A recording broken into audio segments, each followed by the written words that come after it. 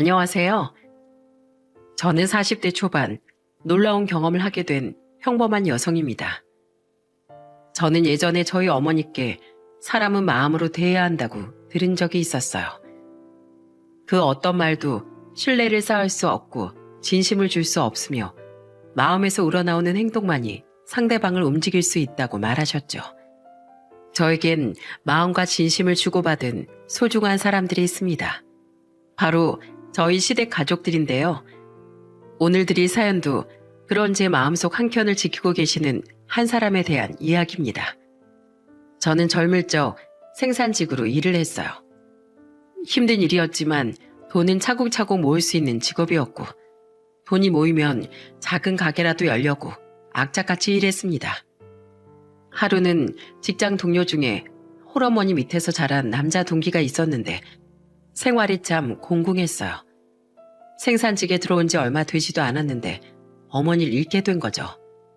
당시 장례 치를 돈도 없어 힘들어하던 그 동기를 도와준 것이 지금의 제 남편이었습니다. 그 사람은 자기 부서뿐만이 아니라 다른 부서까지 기웃거리며 동료들을 적극적으로 설득하기 시작했어요. 그리고 결국엔 십시일반 돈을 조금씩 걷어서 동기가 장례식을 치를 수 있도록 해주었어요.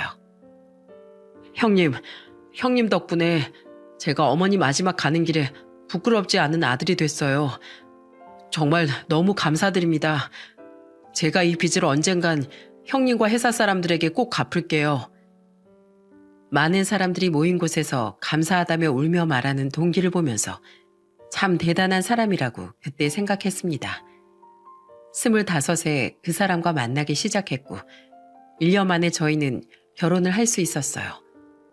결혼한 남편의 가족은 어마어마한 대가족이었습니다. 처음 시댁에 인사를 드리러 갔는데 시부모님은 물론 시조부모님까지 계셨고 거기에 신우까지 같이 살고 있더군요. 시할머니는 제가 남편과 결혼할 땐 70대 초반이셨어요. 그리고 저와 남편의 결혼을 그 누구보다 축복해 주신 좋은 분이기도 하셨습니다. 결혼식 날 시할머니는 저와 남편을 붙들고 덕담을 해주셨죠. 아이고, 우리 손주 며느리 너무 예쁘구나. 경사다, 경사야. 축하한다, 성구가. 내가 이렇게 너 장가 가는 걸 보게 될 줄이야. 오래 살아서 좋은 일이란 이런 거겠지. 네, 저도 할머니께서 제 결혼식에 오실 수 있어서 너무 좋아요.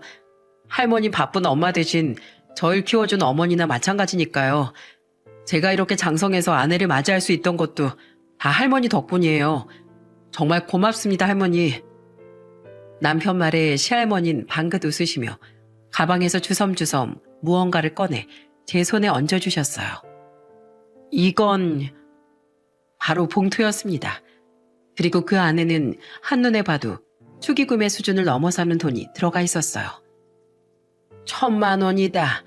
우리 장송 결혼한다고 해서 이 헬미가 고간 좀 털었지. 할머니, 1,000만 원이나 되는 큰 돈 저희 못 받아요. 이 귀한 돈을 왜 저희한테 주세요? 할머니 필요한 곳에 쓰시지.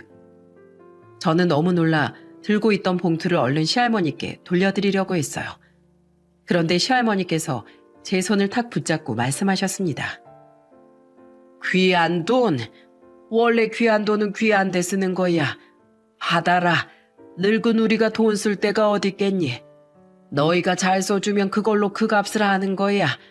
그러니까 부담 갖지 말고 어여 받아. 그렇게 말하며 제 손을 토닥여 주시는데 마음이 괜히 뭉클하더라고요. 이제 막 결혼하는 손주에게 이렇게 큰 돈이라니. 저희는 더 이상 거절할 수 없어서 받았습니다. 하지만 시할머니가 나가신 후에 남편과 이야기를 했죠. 이 돈을 쓰지 말고 뒀다가 할머니 급히 필요할 때마다 쓰자고 말이에요. 이처럼 시할머니도 참 다정하고 좋은 분이셨지만 시할아버지도 장손인 저희 남편을 살뜰히 챙겨주시는 다정다감한 분이셨어요. 제가 남편과 결혼하고 나선 생일 때마다 용돈도 10만 원씩 다른 가족들 몰래 챙겨주시고 먹을 것도 잘 챙겨주시는 분이었습니다. 시부모님도 어려운 아기 같은 며느리가 시조부모님과 함께하면 얼마나 긴장을 하겠어요. 그렇지만 그런 긴장도 항상 농담으로 풀어주시는 마음씨 넉넉한 분이셨습니다. 결혼을 하고 첫 명절에 모두가 모인 자리에서 신우가 긴장한 저에게 장난스럽게 말하더군요. 올케 언니, 우리 오빠가 얼마나 귀하게 컸는지 알아요? 무려 할아버지가 보디가드였다니까요. 오빠 어릴 때 키도 작고 엄청 왜소했거든요. 그래서 다른 애들이 오빠를 많이 괴롭혔어요. 근데 그럴 때마다 할아버지가 학교 담벼락에서 기다렸다가 못된 친구들을 엄청 혼내주고 그랬어요. 어머, 진짜요? 든든한 보호자가 있어서 좋았겠네요. 든든했겠죠. 그 뒤에 할아버지가 열받아서 오빠한테 튼튼해지는 한약 엄청 먹였거든요. 나한테도 좀 나눠줬으면 나도 지금보단 더 컸을 텐데. 안 그래요, 할아버지? 야, 그땐 오빠보다 네가 컸잖아. 그러니 할아버지가 걱정돼서 한약 사주신 거고. 남편이 시할아버지를 변호하듯 황급히 말을 꺼내자 신우가 남편을 흘겨보더군요. 그뿐만이 아니라고. 올케 언니, 잘 들어봐요. 할아버지는 우리 집 대빵이시잖아요. 그래서 귀한 음식이 들어오면 먼저 드실 수가 있었죠. 그런데 할아버지가 매번 오빠한테만 그 귀한 걸 주는 거예요. 이 앙증맞은 손녀딸은 놔두고 시커먼 손주에게 귀한 인삼, 더덕, 조기 다 입에 넣어주니까 차별을 안 느끼는 게 이상하잖아요. 물론 그 귀한 인삼, 더덕, 조기 다 제 입맛엔 맛없는 것들이라 그렇게 삐뚤어지진 않았지만요. 우스갯소리로 능청스럽게 말하는 신우를 보며 저는 참 쾌활하고 밝은 사람이라는 걸 느꼈습니다. 자기가 서운했던 걸 이렇게 다른 사람 듣기 좋게 말하는 사람도 없을 거예요. 신우가 그렇게 말하니 시할아버지가 웃으시며 신우에게 그러더군요. 많이 섭섭했겠네. 미안했다. 어디 보자. 여기 있네. 자, 우리 앙증맞은 손녀딸이 좋아하는 막걸리 많이 먹거라. 시할아버지의 말에 가족 모두 한바탕 웃으며 넘어갔습니다. 시할아버지가 그리 말하니 신우가 깔깔깔 웃으며 할아버지가 이제야 자기 취향을 아신다며 넙죽 막걸리를 받아 먹더라고요. 신우는 차별을 당했다며 이야기를 했지만 그런 것 치고는 밝게 자란 걸 보니 다른 가족들이 잘 챙겨준 모양이었습니다. 그리고 그 이야기를 듣던 남편은 여태껏 신우가 그런 식으로 생각하고 있다는 걸 몰랐나 보더라고요. 1년 뒤에 신우가 결혼할 때 TV와 냉장고를 선물로 해주더군요. 우와, 이걸 이렇게 선물로 준다고? 오빠, 너무 고마워. 그럼 여태껏 혼자서 할아버지 할머니 관심 다 받은 건 이걸로 퉁칠게. 오빠가 더 이득인 거 알지? 신우가 웃으며 말하자 남편도 웃으며 받아주더군요. 알지. 고맙다 내 동생. 네가 이렇게 적당히 담담하고 적당히 가벼워져서 내가 너한테 정말 고마울 때가 있어. 우리 집 분위기도 네가 다 풀어주잖아. 당연하지. 내가 누구 동생이야? 오빠 동생이잖아. 그 정도는 쉬워. 투닥대는 것 같으면서도 서로를 위하는 우애가 좋은 남매였죠. 이렇듯 시댁 식구들은 모두 따뜻하고 부드러운 성품의 사람들이었습니다. 그렇지만 단 한 사람, 그렇지 않은 분도 계셨죠. 바로 저희 시모 되는 분이었어요. 시모는 아주 날카로운 사람이었습니다. 첫눈에도 그걸 느낄 수 있을 만큼 서늘한 눈빛으로 저를 보셨어요. 결혼 후 제가 시댁에서 설거지를 하다가 긴장 때문에 그릇을 깬 적이 있었어요. 그런데 공교롭게도 그 그릇은 딱 시모와 신우 그릇이었습니다. 저는 죄송하다고 말하고 같은 것을 찾아서 사드리겠다고 말했는데 시모가 엄청나게 화를 내며 제게 소리치시더군요. 너 도대체 친정에서 뭘 배웠어? 설거지하는 것도 안 배우고 왔어? 게다가 나한테 시위라도 하는 거야? 시어머니 그릇만 딱 깨먹었네. 너 정신 안 차릴 거야? 다들 너한테 잘해주니까 네가 뭐라도 된 것 같아? 눈물이 핑 돌 만큼 힘들었을 때 시할머니와 시아버지가 부엌으로 들어오셨습니다. 당신 왜 이렇게 소리를 질러? 얘가 설거지하다 미끄러워서 그릇 좀 깬 거 가지고. 그래 애미야. 시집 온 지 얼마 안 되면 실수도 할 수 있는 법이야. 그걸 가지고 이렇게 화를 내면 어떡하니? 너 때를 생각해봐. 너도 접시 깨고 그릇 깨고 했잖니. 너 그렇게 마음을 가져라.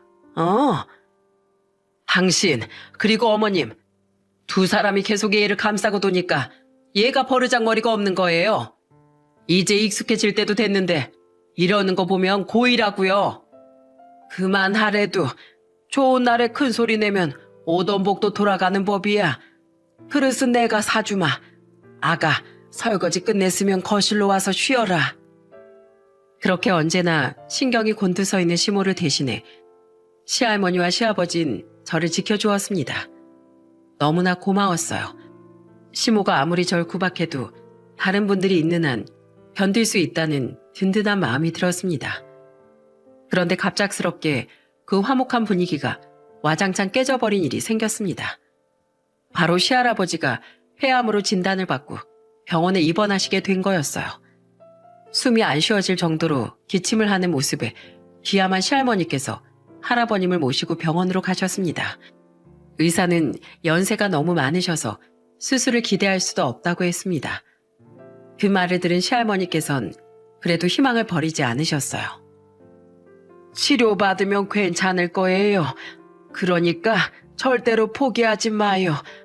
우리 증손주 볼 때까진 살아있기로 했잖아요. 그러니까 꼭 약속 지켜요. 하지만 시할머니의 당부에도 시할아버지의 용태는 좋아지지 않았습니다. 저는 제게 많은 애정과 사랑을 주신 시할아버지를 위해 일을 하는 도중에 시간 날 때마다 병문안을 다녔습니다. 할아버님, 저 왔어요. 오늘은 상태가 좀 어떠세요? 우리 손주 며느리 보니 기분이 좋구나. 바쁜데 왜 매일 와? 일하면서 다니느라 힘들 텐데. 오늘은 가서 좀 쉬어.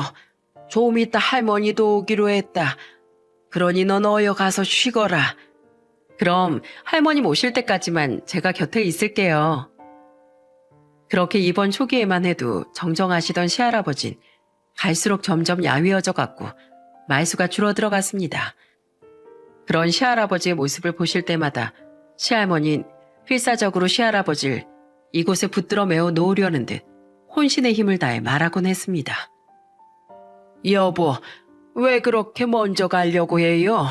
나랑 같이 가야지. 이제 나이 70 중반인데 제발 이제 힘 좀 냅시다. 나 당신 없이 어떻게 살아요? 우리 올해 가기로 했던 꽃축제에도 아직 못 갔잖아요.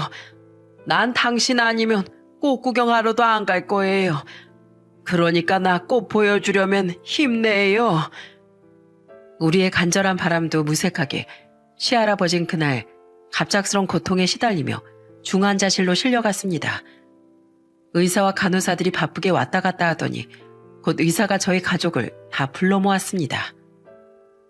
가족분들 모두 병실로 들어오라고 해주세요. 그 말 한마디에 우리 가족은 모두 무너져 내렸습니다. 그것이 무엇을 뜻하는지 모르는 사람이 없었습니다. 들어갔더니 겨우 숨만 붙어있는 시할아버님이 보였어요. 이내 병실 안은 눈물바다가 되었습니다. 시할머니는 휘적휘적 걸어 시할아버지 곁으로 가셨어요. 그리고는 손을 꼭 잡고는 눈을 보며 말씀하셨습니다. 영감, 고생 많았어요. 나하고 결혼해서 이날 이때껏 자식 키우면서 살면서 하고 싶은 것도 많았을 텐데 못한 게 많았잖아요. 하늘에 가면 누가 뭐라 할 사람 없으니 당신 좋아하는 거 하면서 쉬고 있어요. 여기선 일 많이 하셨으니 거기선 아무것도 하지 말고 그저 나 기다리면서 놀기만 해요. 난 당신 대신 애들 크는 거 좀 더 보다 갈게요. 내가 가면 다 얘기해 주리다. 담담하게 그러나 눈물을 삼키며 시할아버지와 대화를 하는 시할머니의 그 절절한 말 한마디 한마디가 가슴을 울렸습니다. 그렇게 시할아버진 시할머니의 마지막 말을 들으시며 영면에 드셨습니다.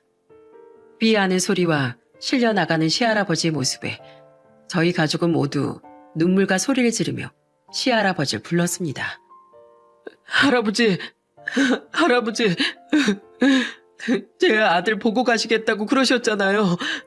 아버지, 여태 효도 한번 못 해드렸는데 이리 가시면 어떡합니까? 제발 다시 돌아오세요. 아무리 불러도 대답은 없고 저희는 그렇게 슬픔에 잠겨들고 있었습니다. 장례식을 치르는 동안에도 저희는 울고 또 울고 울어서 나중엔 너나 할 것 없이 모두 목이 쉬어버렸어요. 시할아버지 임종을 차분하게 지키셨던 시할머니는 상태가 더 좋지 않았습니다. 멍하니 생각에 잠기는 일이 많았고 말수도 급격히 줄어들었어요. 장례식이 끝나고 나니 이제는 시할머니가 더 걱정되는 지경에 이르렀죠. 시간이 약이라고 하지만 이때만큼은 시간이 너무도 더디게 흘러갔습니다. 그래도 차츰차츰 슬픔은 가라앉고 있었어요. 가끔 불쑥 튀어나와 사람을 힘들게 할 때도 있었지만 점점 진정되고 있었어요. 우리 모두에게 든 생각은 하나였습니다. 시할머니를 지켜야 한다는 거. 고령이시기도 하고 워낙 마음이 약한 분이셔서 저희는 시할머니의 기분을 환기시키기 위해 갖은 노력을 다했습니다. 할머님, 저희 이번에 여름 휴가를 받았는데요. 할머님이랑 같이 강릉으로 여행 가려고요. 같이 가주실 거죠? 안 간다. 너희들끼리 다녀와라. 요새 몸이 안 좋은지 많이 못 움직이겠어. 걱정 마세요. 제가 휠체어도 사놨거든요. 다니시다가 아프면 휠체어 타고 다니시면 돼요. 제발요. 할머님 고향에도 가보고 싶고 할머님 옛날에 어떻게 사셨는지도 궁금해서 그래요. 같이 가주시면 안 될까요? 결국 저와 남편의 작전에 넘어오신 시할머니를 모시고 저희는 강릉으로 향했습니다. 가는 길에 맛집에 들러 맛있는 것도 먹고 할머님이 좋아하시는 식물원도 갔습니다. 그리고 강릉 바닷가에 도착해선 할머님이 사시던 곳에도 갔었습니다. 시할머니는 점점 많은 이야기를 해주셨어요. 특히 강릉에 도착하시자마자 저긴 어디고 여긴 어디고 다 말씀해 주시느라 바쁘셨죠. 아이고, 너희랑 같이 오니 너무 좋구나. 여기 오니 우리 영감 생각이 나네. 너희 할아버지가 어떤 사람인지 아니? 살면서 주위 사람에게 한 번도 싫은 소리 들은 적이 없는 사람이야. 사람이 참 좋고 정도 많았지. 그러니 너희도 그런 사람이 되려무나. 시할아버지 이야기라며 우린 강릉의 바닷가에 도착했습니다. 시할머니 멍하니 푸른 바다를 보며 중얼거리셨어요. 영감, 잠시만 혼자 있으시오. 나도 당신 따라 가고 싶지만 아이들이 나까지 불시에 떠나면 얼마나 힘들어하겠어요. 그러니 내가 갈 때까지 조금만 기다려요. 그때 만나면 우리 또 손잡고 저기 꽃구경이나 하러 갑시다. 여름, 그렇게 시할머니와 휴가를 다녀오고 나서부터 가족들은 점점 기운을 찾기 시작했습니다. 강릉에 있는 동안 시할머니는 밥도 많이 드셨고 좋은 곳 구경도 많이 했습니다. 그렇게 육지로 돌아오고 나서 우린 부랴부랴 가족 사진도 찍었어요. 시할아버지가 돌아가시고 나서야 저희가 단체 가족 사진 하나 찍지 못했다는 걸 깨달았습니다. 좋은 스튜디오를 예약해서 시할머니, 시부모님, 저희들과 신우까지 단체로 사진을 찍기로 했어요. 시할머니 곱게 단장시켜드리니 쑥스러워하시며 어린아이처럼 좋아하셨어요. 할머님, 너무 고우세요. 한복도 너무 잘 어울리시고 웃으시니까 더 화사하세요. 아이고, 얘 그만해라. 다 늙은 늙은이가 뭐가 그리 화사할꼬.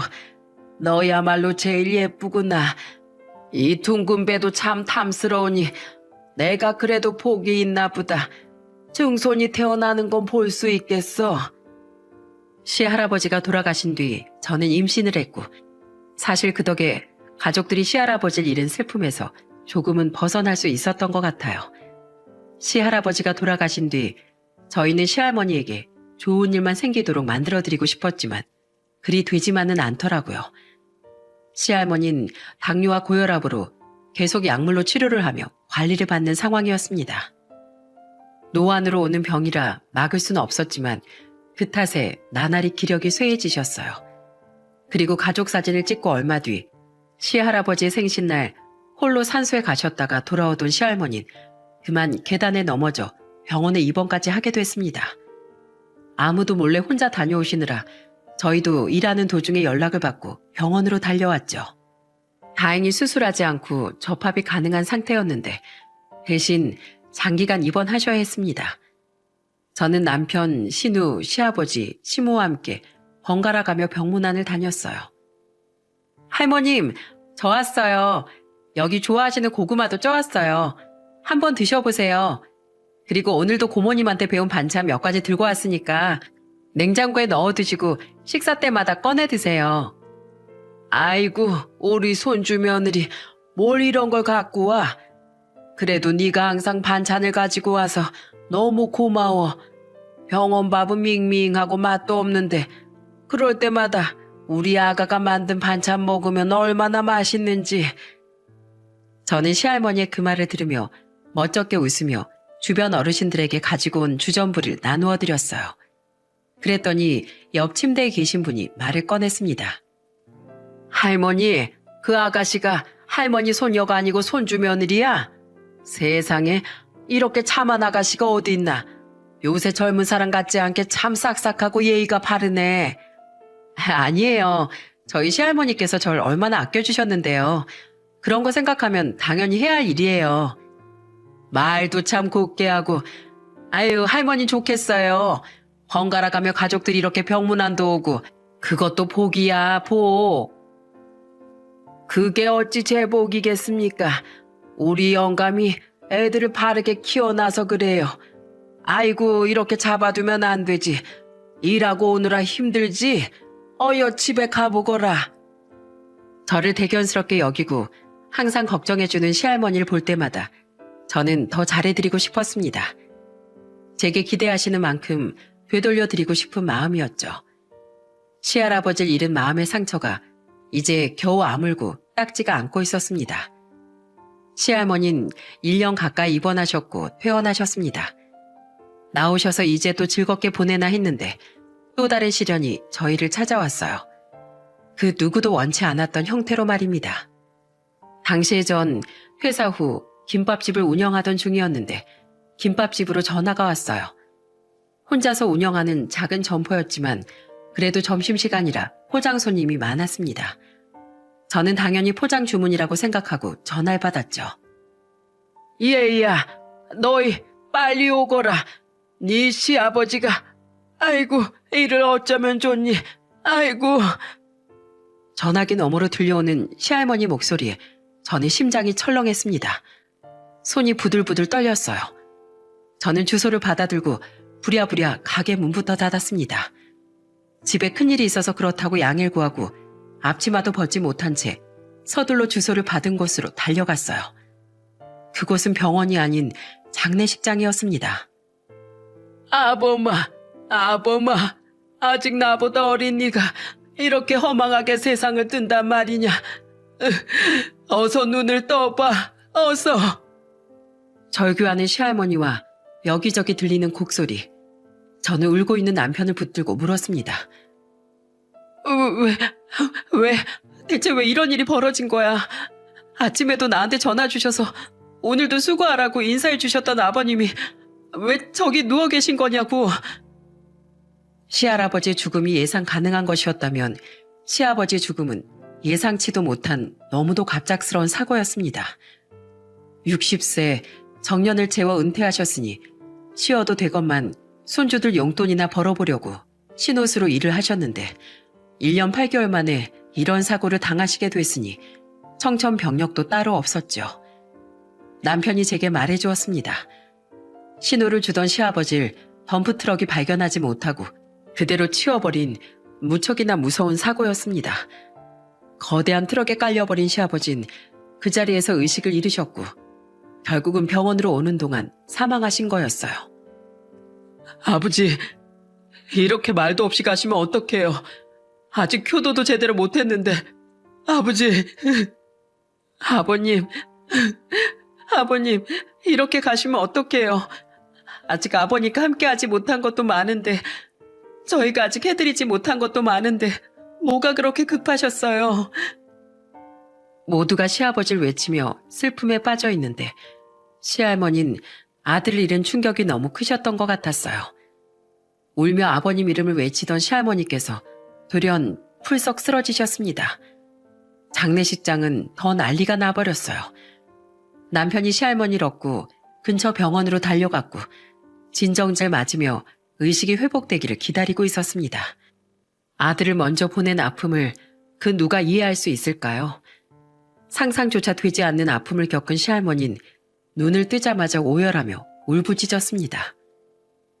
내가 너희 아버지 대신 갔어야 했는데, 쓸모없는 내가 갔어야 했는데 왜 내 자식이 나보다 먼저 간단 말이냐. 하늘도 무심하시지. 이 늙은이라 안 데려가고 왜 내 자식을 먼저 데려가. 내 자식 내놔. 내 아들 내놓으라고. 할머님, 진정하세요. 그러다 또 쓰러지실까봐 걱정이에요. 제발 저희 봐서라도 제발. 저희는 시할머니를 안정시키려고 노력했습니다. 이미 돌아가신 시아버지를 잃은 슬픔에 시할머니까지 잃을 수는 없었거든요. 그만큼 시할머니는 정신적으로 한계 끝까지 몰려 있으셨어요. 그런데 문제는 여기서 끝나지 않았습니다. 시아버지의 장례가 끝나고 며칠 뒤 시어머니에게서 급하게 연락이 왔더라고요. 예, 너희 할머니가 요새 이상해. 너희가 좀 와봐야겠다. 무슨 일인가 싶어 시댁을 찾았습니다. 아이고, 너희 왔니? 애미야, 아범한테 오늘 고기 좀 사오라고 하거라. 애들 왔는데 맛있는 거라도 먹여야지. 저희는 꿀먹은 벙어리가 돼서 시할머니를 바라만 보았습니다. 돌아가신 시아버지를 입에 담는 시할머니의 표정엔 웃음이 가득했어요. 저희는 처음에 기억상실증에 걸렸나 싶어 병원을 찾게 됐습니다. 그런데 저희가 받은 진단은 경증 치매였습니다. 기억상실이 아니라 기억에 장애가 생기는 치매 증상이라고요. 저는 눈을 질끈 감았어요. 어째서 이 착하고 선량하신 분에게 이런 일들만 벌어지는 건지 도무지 이해 못할 일이었습니다. 시아버지가 돌아가시고 충격이 크신 탓도 있겠지만 저희 사정 때문에 자주 못 찾은 것도 문제라는 생각이 들었습니다. 시아버지가 돌아가실 때 남편은 실직 후 프랜차이즈 사업을 하다가 그것마저 망해버린 절망적인 상황이었거든요. 결국 빚까지 지고 집을 팔아 좁고 낡은 집으로 옮겨 살 수밖에 없었습니다. 저희 가족 일에 바빠 신경 쓰지 못한 탓에 병 들어가는 시할머니를 돌보지 못한 벌을 받고 있는 기분이 들어 너무 자괴감에 시달렸어요. 그 뒤로도 저희는 자주 가보지 못했습니다. 내 식구 건사하려면 일을 하고도 틈틈이 배달 일을 같이 해야 했거든요. 그래서 일주일에 한 번 시할머니를 찾아가 함께하는 시간을 가졌습니다. 저희가 올 때마다 좋아하시는 시할머니의 모습을 보며 저희도 힘든 상황에서 힘을 낼 수 있었죠. 그런데 시아버지의 장례가 끝나고 2달이 지난 어느 날 새벽, 저희 집 초인종이 울렸습니다. 이 아침에 찾아올 사람도 없거니와 배달을 시킨 일도 없었기에 남편과 전 의아한 표정으로 서로를 마주봤습니다. 그리고 문을 열었을 때 보인 두 사람에 저는 경악스러운 광경에 소리를 지를 수밖에 없었어요. 할머님! 할머니! 어머니! 이 새벽에! 두 사람 곁에는 진보다리가 2개나 있었어요. 그리고 시할머니의 표정은 시무룩하니 저희와 눈도 못 마주치는 상황이었고요. 저희는 그 조용한 새벽에 시할머니와 시어머니를 안으로 모셨습니다. 아침에 미안하다. 내가 어젯밤에 아무리 생각해도 이건 도저히 아닌 것 같아서 말이야. 우리 서방도 죽었고 나 이제 그만하고 싶다. 너희가 선택해라. 요양병원 보낼까? 아님 너희가 모실래? 난 이제 친절머리 나서 못하겠어. 허구한 날 깜빡깜빡하고 허구한 날 넘어져서 다치기나 하고 내가 이만큼 나이 먹고 이 짓을 계속해야겠니? 내가 죽어나가야겠어? 나도 아직 팔팔한 나이야. 이 나이에 노인이나 모시고 살아야겠냐고. 그 말에 남편이 버럭하며 시모에게 소리쳤습니다. 할머니 앞에서 무슨 소리 하신 거예요? 할머니가 우리한테 어떤 존재인지 알면서 얼마나 불쌍하신 분인지 알면서 엄마가 어떻게 이러실 수가 있어요? 할머니 무슨 물건처럼 대하시냐고요. 네가 그럴 줄 알고 요양원에 안 놓고 여기까지 데리고 왔잖아. 엄마 나 이제 60대 초반이야. 내 인생 나도 살아야지. 나도 21 시집와서 너 낳고 40년을 모셨다. 나도 이제 그만할 때 됐잖아. 내 친구들 해외여행 다니면서 떵떵거리면서 살아. 나처럼 노인네나 모시고 사는 사람이 있는 줄 아니? 어머니, 됐다 성구가. 그만해라. 애미 너도 그만하고 가거라. 그동안 고생했다. 미안하다. 결국 두 사람 사이 목소리가 커지자 시할머니가 두 사람을 말렸어요. 어머님, 미안해요. 그런데 저도 이제 제 인생 살고 싶어요. 어머님도 제 마음 이해해 주세요. 여태껏 모셨으면 저도 제 할 도린 다 했다고 생각해요. 시어머니는 그렇게 냉정한 말을 내뱉고는 뒤도 돌아보지 않고 밖으로 나가셨습니다.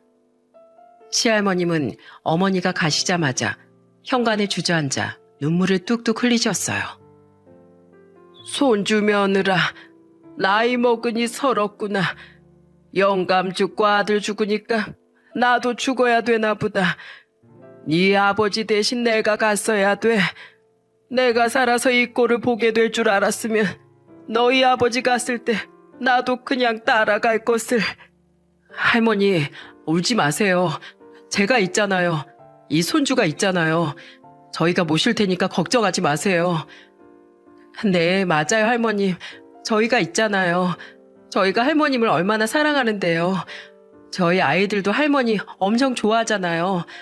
저희하고 함께 있어요. 아니다. 너희까지 고생시킬 수는 없어. 이 할미 하루만 재워줘라.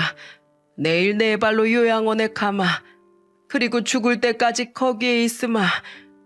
그런 말씀 마세요. 할머님 가족이 여기 있는데 왜 거길 가세요? 저희랑 있어요. 할머니는 요양원에 가겠다고 하셨지만 우리는 끝내 허락하지 않았습니다. 요양원을 믿지 못한 게 아니라 시할머니와 함께할 시간을 위해 그런 결정을 한 거예요. 저희는 넉넉치 않은 살림에도 시할머니를 진심을 다해 모셨습니다. 그리고 사실 도움을 받은 건 저였어요. 시할머님은 제게 도움이 될 수 있도록 노력해 주셨어요. 식비를 줄이는 방법, 생소한 야채로 나물 무치는 법도 알려주셨습니다. 식비도 아끼고 추억도 만들 수 있었죠.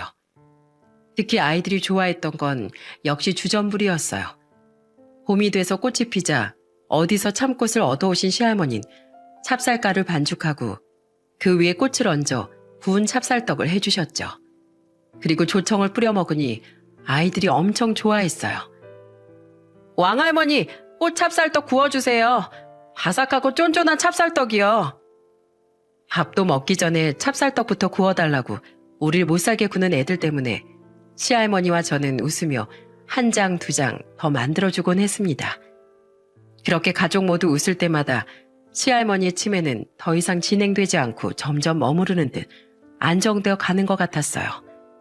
하루는 시할머니와 대화를 하는데 뜨개질에 대한 이야기를 많이 하시더군요. 복지센터에 문의해보니 치매에 좋은 작업이 될 것 같아 뜨개질을 함께 해보았습니다. 뜨개질 솜씨가 보통이 아니시더군요. 저는 놀라 시할머니께 말했어요. 할머님, 정말 솜씨가 뛰어나세요. 저도 배울 수 있을까요? 그럼 나보다 더 잘하게 될 게다. 뜨개질로 우리 아들이며 손주며 많이 해 입혔어. 배워두면 좋아. 어릴 땐 휙휙 크니까 옷에 돈이 많이 드는 법이다.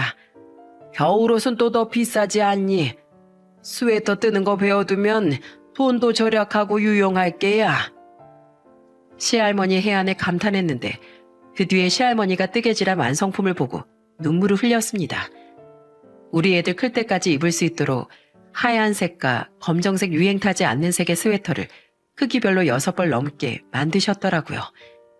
집에서 쉬시는 동안 증손주들 생각하며 뜨신 걸 생각하니 눈물이 울컥울컥 나왔습니다. 새 스웨터에 기분 좋아진 아이들이 까불며 장난치는 모습을 보시더니 웃으면서 말씀하시더군요. 너희 애들 하는 짓이 꼭 네 남편, 네 시아버지를 빼다 박았구나. 저렇게 장난꾸러기 얼굴도 어찌 저리 똑같노. 피는 못 속인다더니 이런 걸 담는구나. 아버님이랑 남편도 그랬어요? 할머님 엄청 힘드셨겠어요. 저도 요 녀석들 키우는데 진이 다 빠지는데. 나도 그땐 힘들었지. 말은 안 듣는데 항상 저리 사골치고 나면 뒤에서 날 안아주면서 애교를 피워댔어.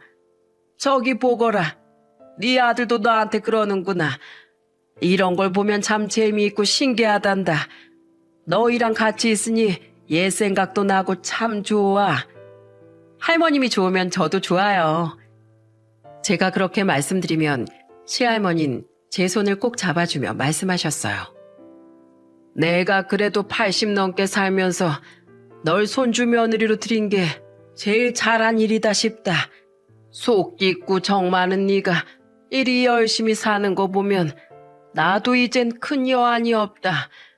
영감이며 아들이며 다 앞세우고 며느리한테 쫓겨나는 수모도 당했지만 지금 여기 너희들과 이렇게 있으니 다 되었다.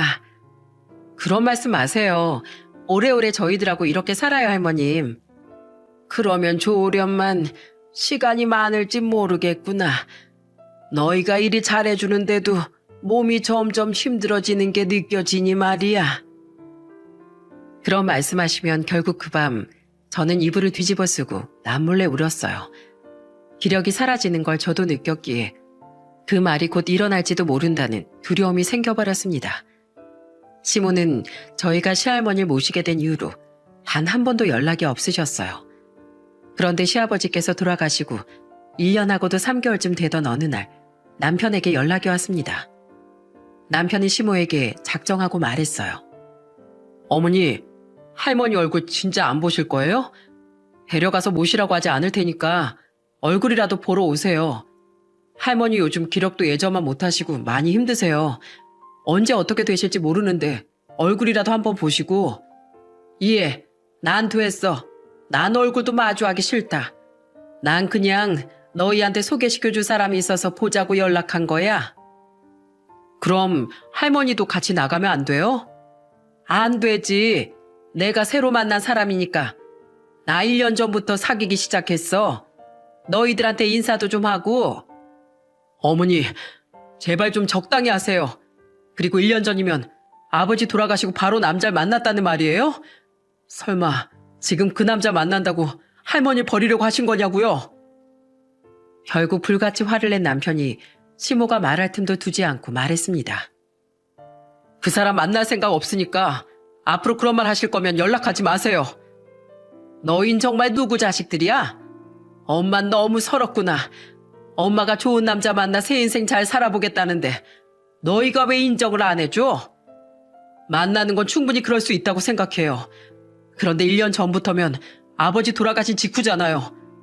어머니 그런 식으로 할머니 우리 집에 놔두고 한 번이라도 보러 온 적 있으세요? 궁금해한 적이나 있냐고요. 엄만 이러려고 버린 것밖에 안 되네. 엄마 인생이니까 이해할게요. 그렇지만 우리에게 강요하지 말아주세요. 전화를 끊은 남편은 신우에게 전화를 했습니다. 어머니가 어떻게 그러실 수가 있어. 사별이니까 다른 사람 만날 수 있다고 생각은 해. 그치만 봐. 벌써 만난 지 1년이 넘었단다. 그때 이미 할머니 눈에 가시처럼 여기신 거야. 사람이 어떻게 그럴 수가 있어. 할머니가 그동안 가족들을 위해 얼마나 고생했는지 알면서. 내가 웬만하면 엄마 편 들어주고 싶은데 이건 아니야. 어떻게 아버지 돌아가신 직후에 그런 일을. 게다가 할머니가 엄마 대신 우리도 키워주고 얼마나 집안일에도 적극적이셨는데 도와줘서 고맙다고 해도 모자란 판국에 할머니를 버리고 새 남자를 만난다고? 결국 시모가 신우에게도 전화했지만 신우도 시모에게 그 사람 볼 생각 없다고 딱 잘라 말했다고 해요. 그렇게 시모는 더 이상 자식들에게 연락을 하지 않았습니다. 새 남자 이야기가 아니면 자식들 안부조차 묻지 않는 걸 보며 시모의 마음이 결국은 가족에게서 멀어졌다는 걸 느끼게 됐습니다. 그렇지만 저희는 더 이상 시모에게 신경을 쓸 수 없게 됐어요. 시할머니의 노안 때문인지 점점 기력이 감퇴되어 더 이상 집에서 돌볼 수 없는 지경이었기 때문이었죠. 저흰 조금이라도 더 생을 이어보고자 병원에 입원을 시켰지만 의사로부터 좋은 말은 들을 수 없었어요. 어르신 연세도 많으시고 기력도 많이 떨어져 계세요. 저희가 최대한 노력하겠지만 급사하실 가능성도 있으십니다. 사실은 지금 당장이라도 문제가 생길 가능성도 높습니다. 의사의 그 이야기가 얼마나 절망적인지 우리는 진료실에서 나와 서로 부둥켜 안고 눈물만 흘렸습니다. 사랑하는 사람을 곧 보내야 한다는 것이 믿기지 않을 만큼 두렵고 슬펐어요. 84세 시할머님은 저희 집에 온 지 2년 만에 임종을 앞두고 계셨습니다. 저희는 시할머니께 가기 전에 눈물 자국도 없애고 최대한 밝은 얼굴을 만들었어요. 걱정을 드리고 싶지 않았지만 그 다짐은 결국 시할머니를 보는 순간 와르르 무너져 버렸습니다. 손주 며느리야, 너무 고맙구나. 난 네가 있어서 버틸 수 있었단다. 네 시모 손에 끌려 너희 집에 온 순간 죽고 싶었지만 너로 인해 처음으로 더 살고 싶다는 생각이 들었어. 할머니, 더 살 수 있어요. 왜 그런 말씀을 하세요? 앞으로도 저희랑 즐겁게 살아요. 저 아직 못 배운 것도 많은데. 괜찮어. 내가 그간 함께하며 네가 얻어간 것이 있다면 그것만으로도 넌 어떤 일이 닥쳐도 잘 이겨낼 거야. 그러니 걱정 말거라. 그리고 내 몸은 내가 잘 알아. 오래 버티기 힘들겠지. 다 말라버린 나무에 제 아무리 물을 퍼부어봤자 썩어갈 뿐이야.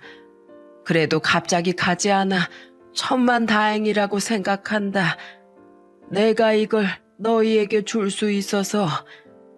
이건 시할머니가 건넨 건 통장이었습니다. 그리고 도장과 비밀번호도 안쪽 구석에 적혀 있었어요. 이건 영감이 죽을 때 내게 물려준 돈이라 영감 사망보험금이다. 영감은 이걸 너희 시아버지에게 주라고 했지. 그런데 이걸 건네니 너희 시아버지가 내게 도로 돌려주면서 그러더구나. 나더러 손에 꼭 쥐고 있으라고. 어머니 꼭 필요할 때 쓰라고. 그런 효자가 나보다 먼저 갔으니 이 돈을 가지고도 쓰질 못했어. 지금 생각해보면 너희 시아버지가 너희한테 쓰라고 나한테 맡겨놓은 것 같구나. 이걸 네 시아버지 것이라고 생각하렴. 이제 난 영감이랑 아들 보러 갈란다. 할머니, 안 돼요. 그 돈 다 쓰시고 가세요. 아직 이렇게 기력이 있으신데 왜 그런 말씀을 하시는 거예요? 맞아요, 할머님. 이거로 여행도 다니고 할머님 하고 싶으신 거 하면서 좀 더 즐기셔야죠. 제발 가신다고 말씀하지 마세요. 됐다. 난 너희랑 함께한 2년간 다 누렸어. 너흰 그 힘들게 사는 와중에도 날 모시며 싫은 소리 하나 없이 진심을 다했어. 그러니 이건 너희가 마땅히 받아야 할 돈이라고 생각한다. 그러니 이거 받고 힘들게 사는 너희 형편이 조금이라도 좋아지면 더할 나위 없는 일이야. 그렇게 돌고 돌아올 수밖에 없었던 통장엔 너무도 큰 금액이 고스란히 잠자고 있더라고요. 단돈 1원도 쓴 적 없는 그 통장을 보며 저희는 또 울었어요. 그렇게 시할머니는 저희의 곁을 떠나셨습니다. 이별을 말하기에 충분한 시간은 아니었지만 조금이라도 외롭지 않도록 시할머니의 곁을 지켜드렸어요. 그리고 수많은 꿈 같은 이야기를 했고 또 들었습니다. 마지막 임종의 순간에 저희는 그렇게 할머니를 꼭 안아드렸어요. 그간의 시간에 마음이 좋았던지 웃는 얼굴로 떠나신 걸 보고 결국은 또 눈물을 펑펑 흘렸습니다. 시할머니와 울지 않겠다고 약속했음에도 그 약속은 절대 지켜질 수 없었어요. 제게 그 상실감은 비할 데 없는 깊은 슬픔과도 같았습니다. 몇 해 전 가족 사진을 찍으며 찍어두었던 영정사진 속에 쌩긋 웃고 있는 시할머니의 모습을 보니 가슴이 찢어지는 것 같았어요. 저는 사진을 품에 안으며 시할머니가 여기 계시는 것처럼 말했어요. 할머님과 함께했던 인연은 그 어떤 날들보다 더 충실하고 따뜻한 날들이었어요. 그 날들을 잊지 못할 겁니다. 아이들 잘 키울게요. 남편과도 싸우지 않고 서로 잘 이겨낼게요. 할머님이 알려주신 것들은 이미 제 마음에 있으니까 걱정 말고 아버님, 시할아버님 보시러 가세요. 그리고 두 분께 저희 잘 있다고, 잘 살고 있다고 꼭 전해주세요. 그렇게 한바탕 우는데 우리 아이들도 이상한 걸 느꼈던 것 같았어요. 할머니를 찾더니 할머니가 없으니 떼를 쓰더군요. 엄마, 아빠, 할머니를 왜 관에 가둬놨어요? 할머니 빨리 꺼내드려야 돼.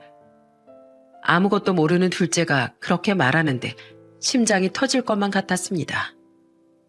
이 어린 것들도 슬픔을 알고 이 어린 것들도 할머니에게 많은 걸 받았구나 싶더라고요.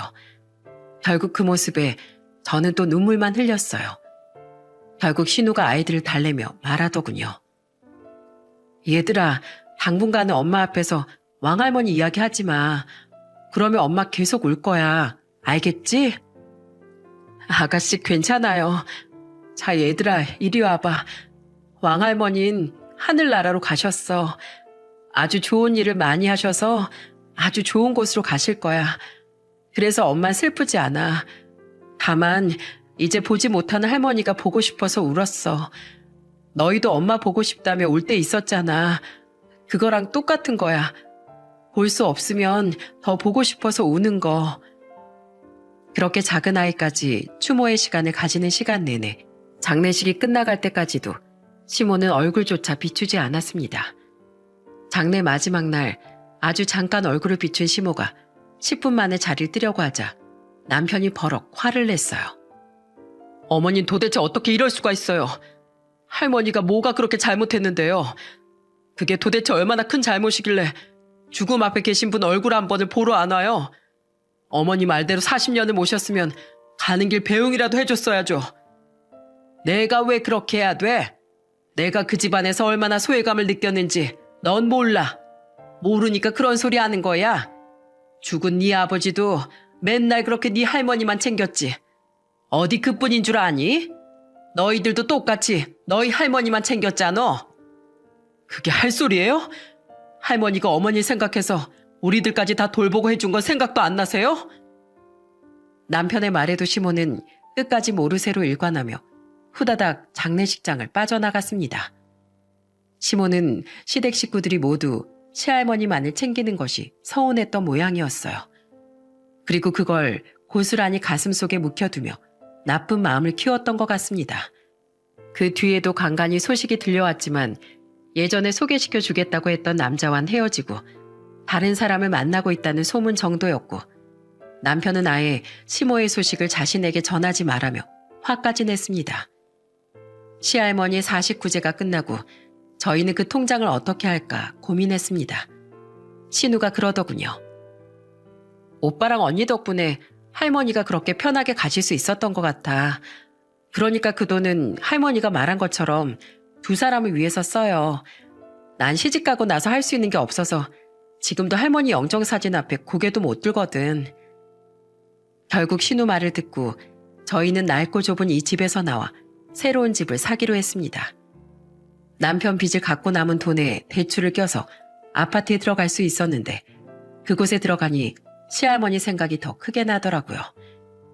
아이들은 새로운 넓은 집에 좋아하며 환호했지만 저희 부부는 마냥 웃고 있을 수만은 없었습니다. 시할머니가 주신 사랑으로 마련한 집이었으니 말입니다. 대신 굳게 약속했어요.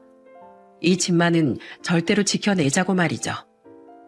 얼마 전 시할머니 기일이 있었습니다. 그래서 이렇게 사연을 작성하게 됐어요. 그분과의 추억이 점점 기억 너머로 사라지는 것 같은 마음이 들어 어떤 형태로든 남기고 싶었거든요. 그리고 그렇게 순수하고 선량한 분의 일들을 많은 사람들과 나누고 싶은 마음이 들었습니다. 인생은 한 권의 책과 같다는 말이 있습니다. 한 번 쓰면 다시는 돌아갈 수 없는 것이 인생과 꼭 닮았죠. 저희는 할머님의 인생 마지막 페이지에 함께 할 수 있었다는 것만으로도 기쁩니다. 그리고 동시에 어째서 더 길게 이어지도록 만들지 못했나 하는 후회도 하곤 해요. 그렇지만 제가 그려나갈 책의 할머니의 존재는 더 크게 자리하고 있을 겁니다.